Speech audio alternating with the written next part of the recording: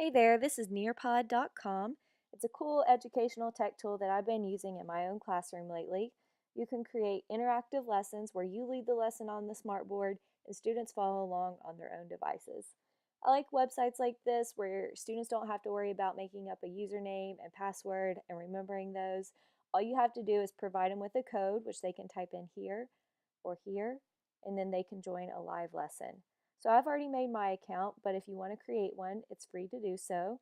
So here's what it looks like when you log in, and you'll see my library, which is where I have the lessons that I've made, saved, and also some pre-made ones that I've favorited. To find those, you go to Explore. Most of the ones that are pre-made are around $2.99, although there are some free ones. You also have the option to upgrade your account for some more advanced features. I only use the free one and it works just fine for me. Also over here, they have a connection with Common Sense Education and have some digital citizenship lessons already made that you can explore. So I'm going to go ahead and show you my library. This is what it looks like. So here's some of the lessons I've made, some of the ones I've saved. Here's one of the ones I've done that I created about linear equations. I'm going to show you that right here.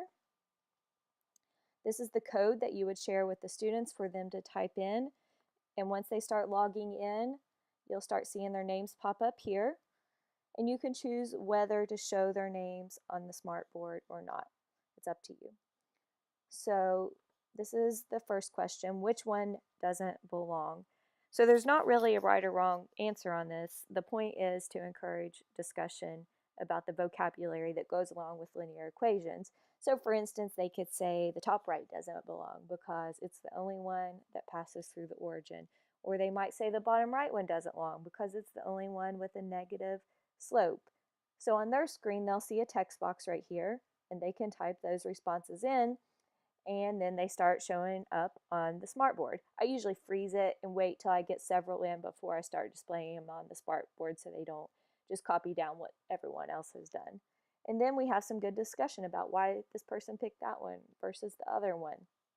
So another type of question you can do is a multiple choice type of option, and their answers start displaying on here, and it shows the different percentages of the ones that pick the different categories. There's one where you can draw on the graph.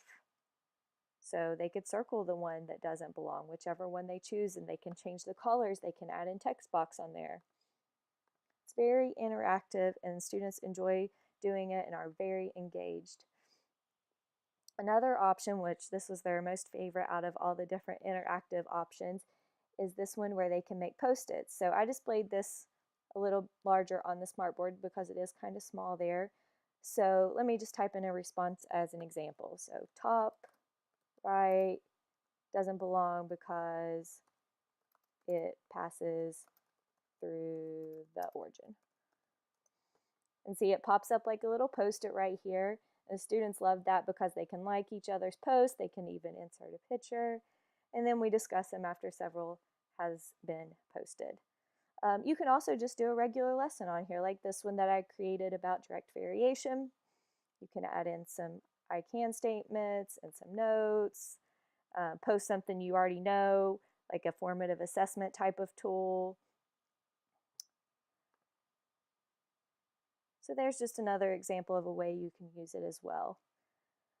So back on the home screen here, you just click New to create a new lesson.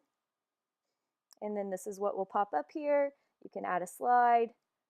You can add content, which is just the text, and some other options. You can add videos in.